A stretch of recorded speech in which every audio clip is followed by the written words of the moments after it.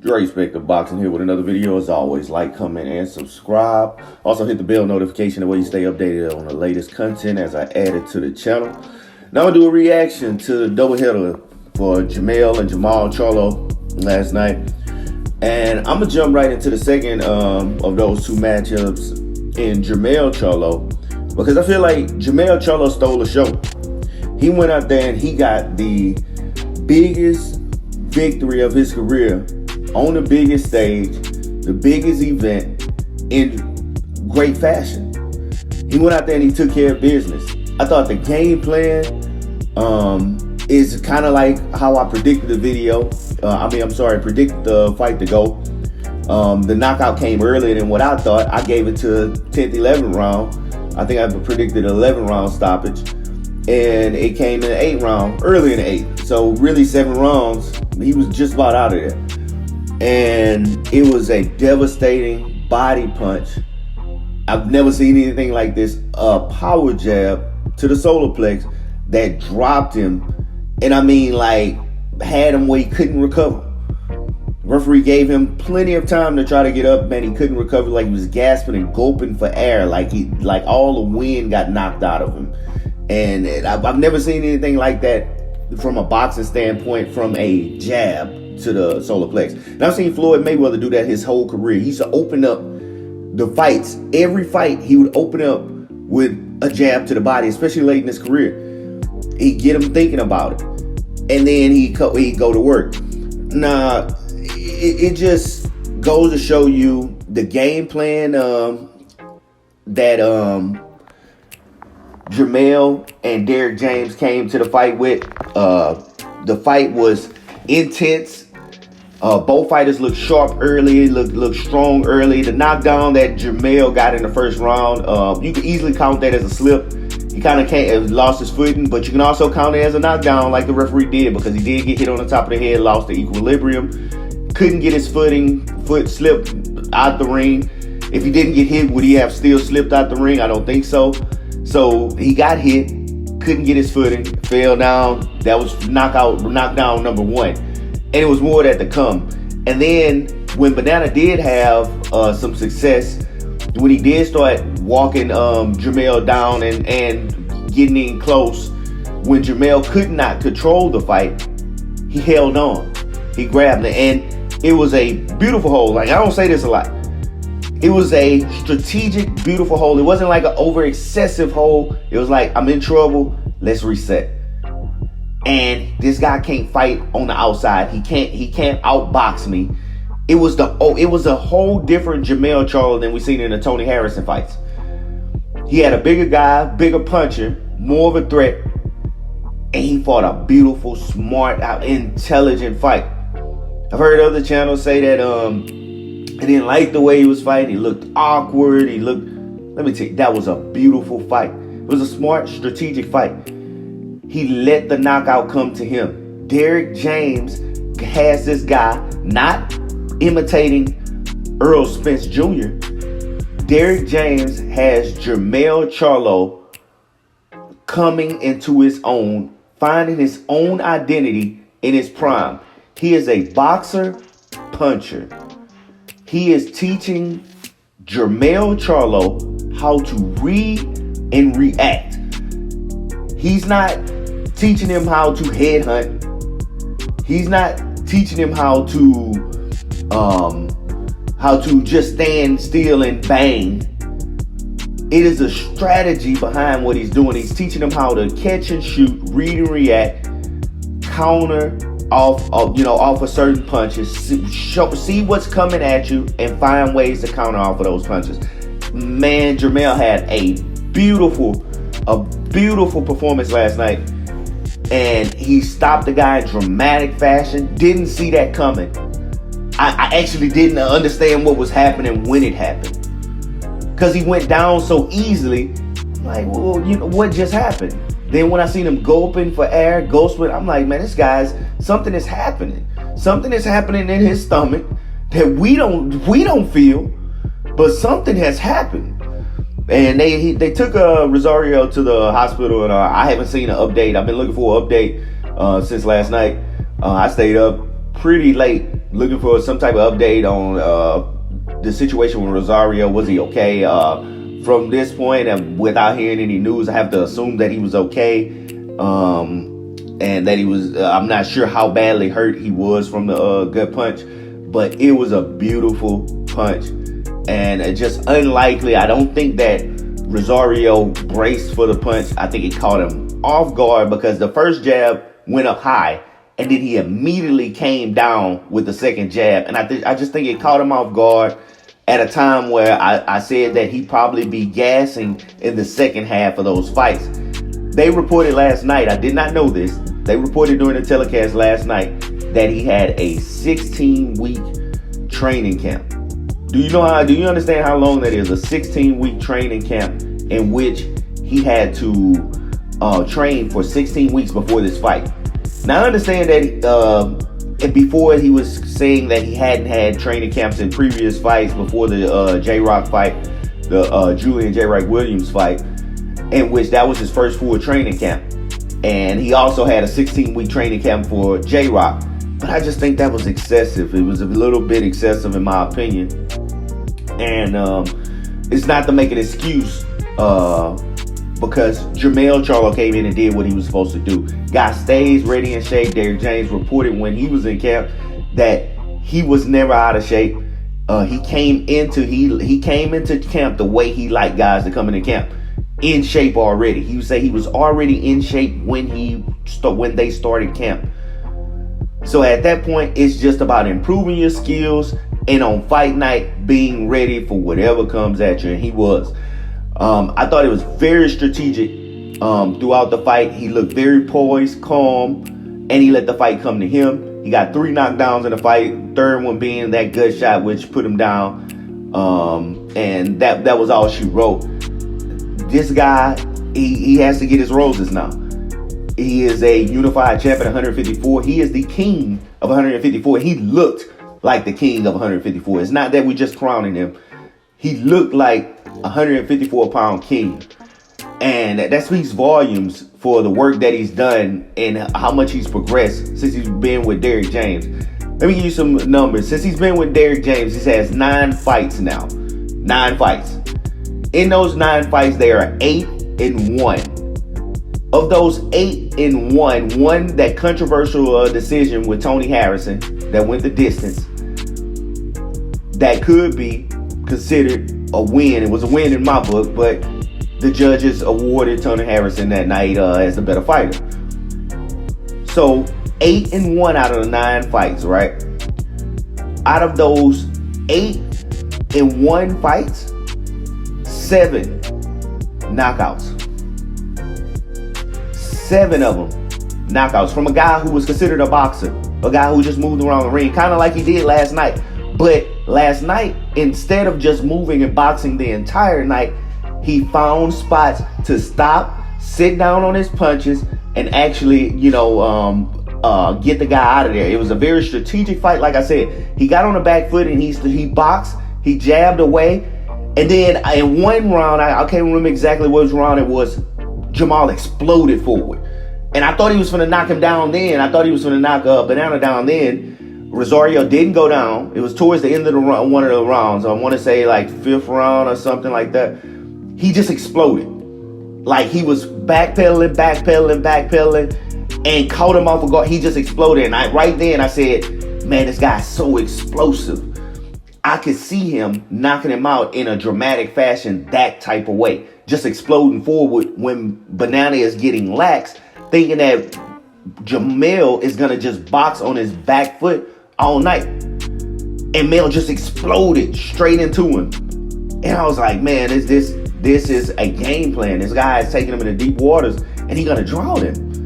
I don't think he's ready for this. It's just what I said in the prediction. I think Banana is a good fighter. But the caliber of fighter that he was facing last night, I don't think anybody could have beat Jermell out of 154 pounds last night. Not Jerry Hurd, not Tony Harrison, not J-Rock, Julian Williams, not Teixeira, Patrick Teixeira. No one could have beat Jermell out of 154 pounds last night.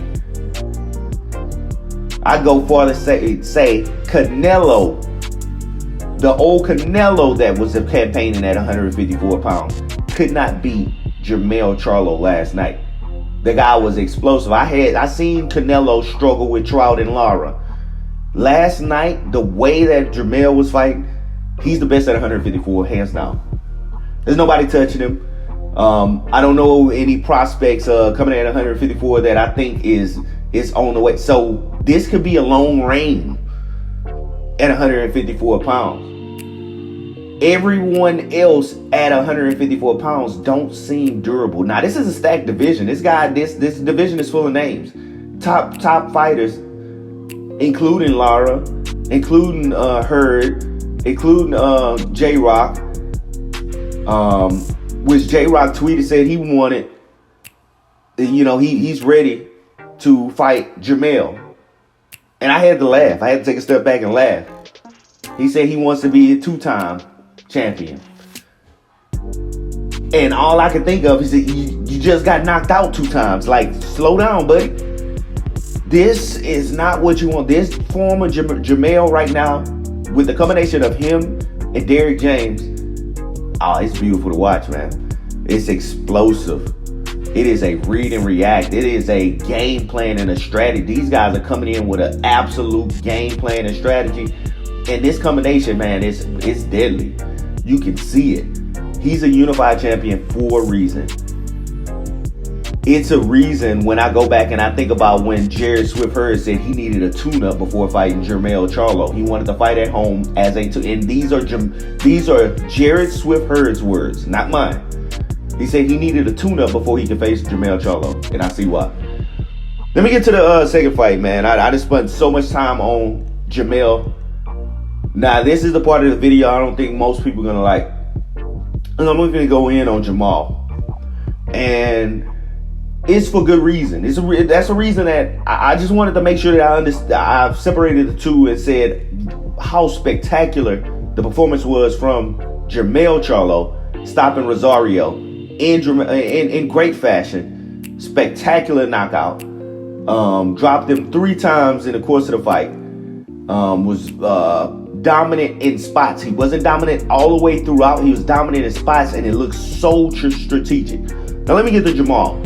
Jermall fought Derevyanchenko in the first fight. I did not like the format of the whole doubleheader. I didn't like the 3 fights, 2, then a main event, 2, then a main event.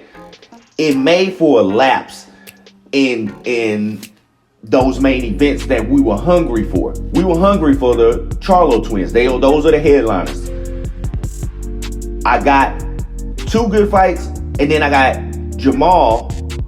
But when I got Jermall, there was a lapse afterwards. There was a gap. So that was a good fight between Jermall and Derevyanchenko, but then that gap afterwards, and then the next build-up, I was looking at the next 2 fights, but I was also just waiting for Jermell to fight at that point. Because it had built up so good after a good performance in the Derevyanchenko fight. Very competitive performance. Derevyanchenko and Jermall Charlo came in, and it was very sharp work from Jermall early on. Jab, pumping, double jab. I'm talking about he jabbed him to death. Then the right hand was coming right behind it. The right hook was coming right behind that jab. 1, 2, 1, 2, 1, 1, 2. Man, he was pumping out those jabs. Man, it was hard to watch, and by the 3rd round, I never did think that Derevyanchenko could finish that fight. But with that said, that's where it started to turn. I didn't see Jermall at any point past the 6th round. Didn't really see him step it up. It's like he started to get gassed in the fight. This is one of the top middleweights in the world. And one of the top fighters. And I know Derevyanchenko was a hell of a fighter. But you got a fighter in front of you. One eye shut. Another had a cut over his right eye. So his left eye was completely shut. Right eye had a cut and was bleeding. This guy was pawing at his eye. He basically fought you the second half of that fight blind. He fought him blind. And I was pushing, and he hurt Devin Chico a few times in that fight. I was pushing for him to jump on Devin Chico.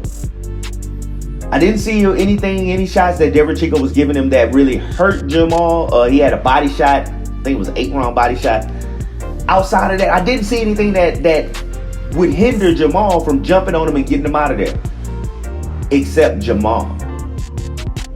I think he got gas. I don't think that he had the proper game plan. I think he started fast, and I don't think that he was able to really get into the fight in a way in which he could have basically got into a good rhythm and let the fight come to him. I think he started fast, beat him up early, but then the second half of the fight, he just looked gassed. It didn't look. Jermall, I don't think is progressing from fight to fight. And I said this in a prediction video. I said that Jermall should have knocked Deverenchenko out in the 10th round. And I was looking for that 10th round knockout. I was looking for it before then because of the way that he was beating him up. All he had to do was jump on him. All he had to do was put some punches together. But in that second half of that fight, Jermall looked gassed. That's not a Jermall I'm used to seeing. And it goes back to me questioning the training camps. The trainer has Jermall gone as far as he can with Ronnie Shields. I know a lot of people don't want to hear this, but that was not it was a great performance by Jermall. It was not a satisfying performance. Can I put it like that? It wasn't a satisfying performance. It was a great performance, not a satisfying performance. I expect more from Maul. He's the bigger puncher, right? He's the stronger, more stout brother. Like, he didn't have explosiveness down the stretch. He didn't look as sharp down the stretch as he used to look. Maybe it's because Jermell's not in his training camp, and maybe the brothers aren't able to push each other, but that's not an excuse. You're a professional boxer.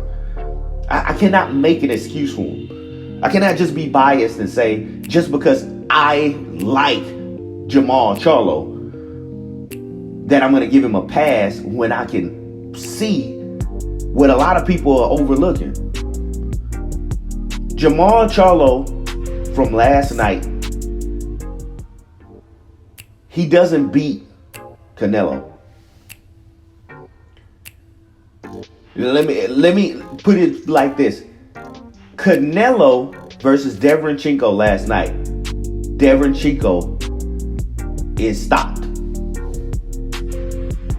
That's what I'm getting to. Deverenchenko by Canelo last night is stopped. Jermall let him go 12. A 34-year-old Deverenchenko.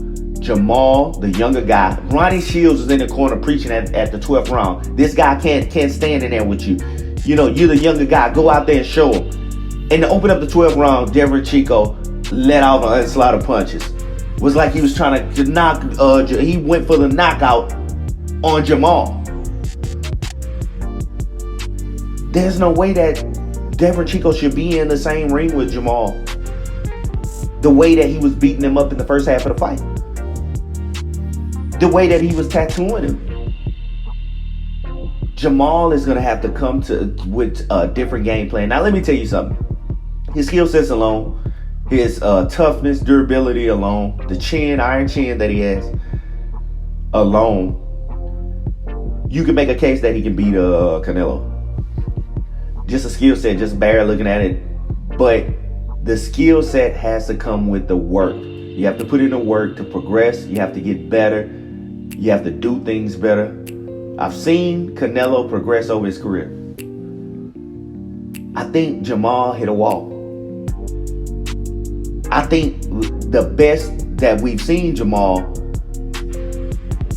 was when he was fighting at 154 pounds, when he was still being pushed by his brother in training camps, when he was I'm not sure that Jermall has the motor Jermell has.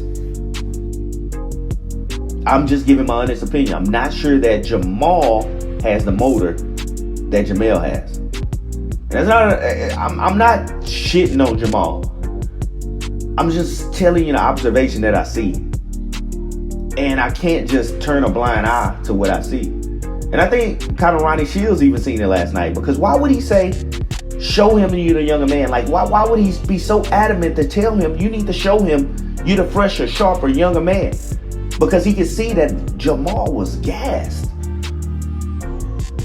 He cruised to the victory in that second half. He just kind of walked into that victory. You know, he had better counters and more sharper punches on a blind man. But he got outworked in the second half of that fight. Badly outworked. He couldn't get Brandon Adams out of there. A fight he dominated through and through. Brandon Adams outworked him in a fight he dominated.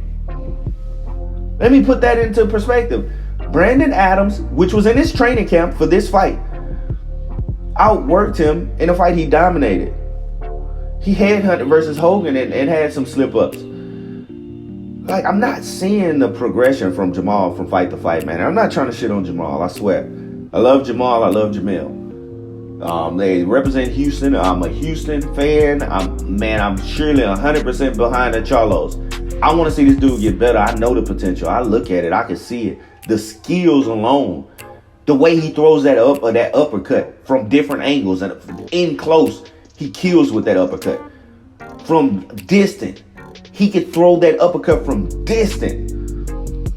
Man, this guy is too spectacular. Too many tools in a toolbox. And I feel like they're not being open. They're not being used in the right manner. It could be better. So, in my opinion, just to wrap it up from the doubleheader last night, Jermell stole the show. Jermall should have done better. This Jermall is not beating a Canelo. Not at 160 pounds. Not the Jermall that fought last night. Too many holes in his game, and he was gassed at the end. That shows lack of conditioning. And I've heard that he wants to go up to 168. It may be because, again, he's struggling to make 160. So that shows training. Why are you struggling to make 160? You're a twin. Your brother is making 154 fine. You know why? Because he's prepped. He is training when he's not in camp. You see ringside with the Lions? Jermell is always active, training all the time. I don't see that from Jermall. Jermall gets big. Jermall, you know, he enjoys life. He enjoys family life. Jermell is on his shit. I swear to you, Jermell is on his shit. Also, they had mentioned about Jermall possibly going up to 168 and fighting David Benavidez. I'm going to tell y'all like this, man. I love Jermall. But at 168, Benavidez is king. Benavidez doesn't have a belt right now. And at 168, I'm telling you right now, Benavidez is king. That guy is dangerous. Hand speed, size, power. Man, nobody's fucking with Benavidez at 168 pounds. I crown him undisputed, and he doesn't have a belt right now.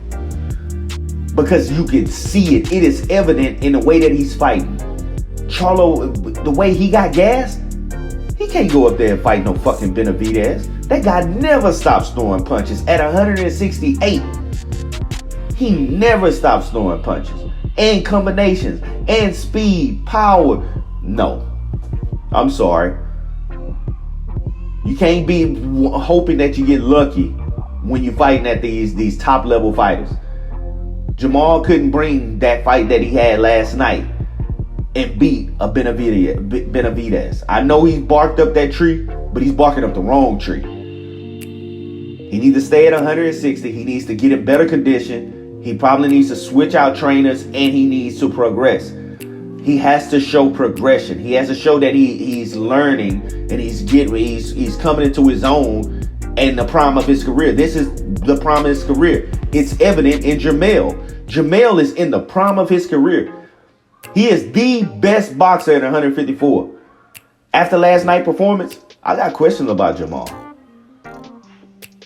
After Jermall's performance, you didn't see me go and scream. I was on Twitter all night. I didn't go out and scream and say, Jermall is king at middleweight. Now it brought questions. Now at first, a few fights ago, I feel like Jermall was the best at middleweight. But if I'm not seeing a progression from fight to fight, now I have doubts. Now I have questions. Does Jermall beat Andre? That's a unification and fight that needs to be made. He needs to show me that he's still Jermall Charlo. He has to put on a dominant performance. And I'm not saying he has to knock out everybody. I think, though, don't get that misconstrued. I'm not saying he needs to knock out everybody. But I'm saying he has to look sharper at the end of fights. He has to look better in these fights, man. Like he did in the first five rounds last night. He has to show some remnants of being in shape and being able to sustain that output throughout a 12-round fight. You have lapses like that against top guys, not age 34 guys who are also in their prime, you're in trouble, buddy. I'm going to tell you right now, you're in trouble. But in any case, that's Dre Spective. That's all I got for you, man. I done went way over time. That's all I got for you. Make sure you like, comment, subscribe. Hit the bell notification. You find me on Twitter and Instagram at Dre Spective. Just please support the channel, man. I'm trying to grow the channel. I need a lot over here, man. I need a new laptop. I have to pay for all this stuff out of pocket. But I'm still trying to grow this channel. I'm trying to grow my whole brand, Dre Spective. It's my perspective on most sports, especially boxing. That's all I got for you, man, and I'm out.